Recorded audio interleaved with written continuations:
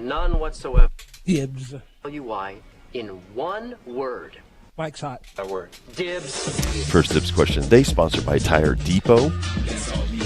And right now, I'm sure they've got all kinds of different discounts on tires. Cooper Tires, Michelin, BF Goodrich, Hankook, and more. Go to their website, tiredepotct.com, for more information. They're located right behind Betting Barn on Route 6. And listen, I was thinking about this on the way down because I have an hour drive down here to Old Lyme, and it's 100 degrees out, and I'm thinking, what's this doing to my tires? Because if excessive summer heat wears out tires more quickly than what you need them for in winter. So don't sleep on your most important safety feature, your tires. Go to tiredepot.com right now or stop by right behind Betting Barn. I was thinking about this on the way down here. Yeah, well, baseball have another lockout next year. If you heard what happened, we talked about this yesterday with Rob Manfred stopping. And first of all, I thought you were paraphrasing, but you were doing exact quotes from Bryce Harper yesterday. No, and Bryce was like, "Listen, this is in my day when someone would say something. Why don't you just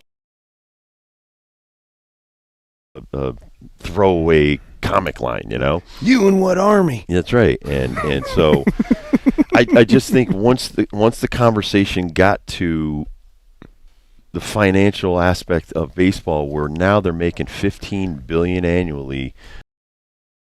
Before our strike year, when I was a player, was over $2 billion.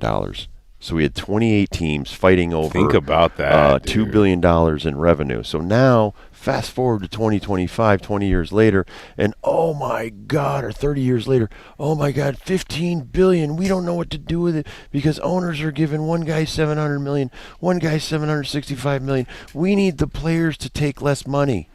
Yeah, they're not having it. So that's Bryce Harper just said, hey, turn around and get the F out of here, bro. That's a clown question. I do think this is headed for disaster in the offseason. They're setting it up for a lockout. They're going to lose again. They're going to lose big.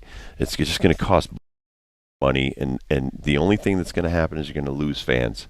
Yeah. The fans that over the last 30 years have been brought back through hard work, great marketing, great product, kids that, and I'll tell you, the biggest thing about football CTE thing is we've gotten better athletes in baseball. We now have 6'7" guys all over the baseball field. You had Chris Bryant, 6'6" third baseman. At my day, Judge should play tight end. Yeah, you have Aaron Judge, but you have so many 6'10" pitchers now, 6'8" pitchers. They're everywhere. Shortstops. O'Neal Cruz, they moved him to the outfield. Yeah, he's a center fielder, 6'6". Yeah. That's Darryl Strawberry. He was 6'6", and he was a freak. But now it's commonplace. Like you said, Ellie De La Cruz is 6'6", 6'5". You've got guys. I was at the Red Sox game. Crochet is 6'6". Monster. Aroldis Chapman is 6'6", Yep. with thighs that any line in the NFL would like. So I just think that what football gave up and some other sports gave up, and now guys are thinking baseball is an option again. You're going to lose a lot of that cachet. The players out over money. Yeah. That's not an option. I think it's so stupid. It I mean, is. like what you're saying too. I put those numbers in my head. They're making 8 times more of what they were making in the 1993-94 lockout situation. It's absurd of what kind of pie that they're splicing up. My thing on the player side is, what are you going to give the players on this salary cap discussion? Is competitive balance. The players want competitive balance. That hasn't been offered, though. That hasn't even been offered. Topic of conversation. And that would be my thing. I'd be like, listen, I'll take concessions if you make these owners, the cheapos, the 10 cheap teams, spend 90% of what your cap is going to be. I don't care if it's $200 million your cap or $250. What do you think the NFL is right now? About $250? I think it just raised. I think it's in 270 territory. It's okay, up there. So let's say it's raised it every year. So 90% of that's going to be what, like $240? Can you imagine the Tampa Bay Rays spending $240 million on a payroll? Where they consistently like 60, 70 million, something like that? Yeah. So, and let's, the Marlins. But consistency. Here's the thing I love about the NFL. Yeah. Love about the NBA. They consistently have to do that. Now, whether or not they're competitive or not, that's whether or not how much, dead weight and heavy guys and old players we keep on the roster and kill the cap. That's your problem. That's based on decisions that you made. That's right. Those are decisions that you as a corporate, not the players. And so, some years you got to trade guys, you got to dump guys, you got to sign and trade guys just to fit them under the salary cap. And listen, here's what I like about that. You bring more jobs in, you bring in smart people that help you figure that stuff out. But going to the players, who I'm not going to say they're dumb. They've got better things to do. They've got agents. They've got accountants. They have people that handle their money. And I don't care if you're making $10 million a year or $50 million a year. You're trying to save it because your window of making income, and I think the average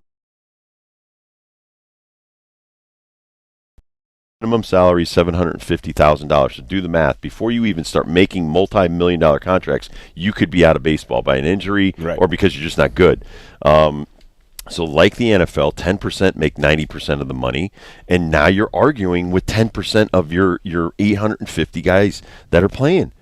And so you're basically saying to 85 guys, okay, you dudes, you tell the other guys to take less money. We're going to continue to pay you top dollar. You think guys are going to go along with that? No. And that's where you lose the baseball union. The union doesn't want bad deals done. I think some of the $700 million deals were excessive. I even think that Vlad Guerrero Jr.'s $500 million is excessive. But if somebody's willing to pay it, that's their business. And that's the market the way it is. So much more on this topic. Because there's pros and cons of free agency. The free agency that the NBA and the NFL experience can give them great benefit because it's news, especially in the offseason. But it makes your team move, and then your favorite players not playing in your city anymore. More from Black Hall next. Fox Sports. Clear.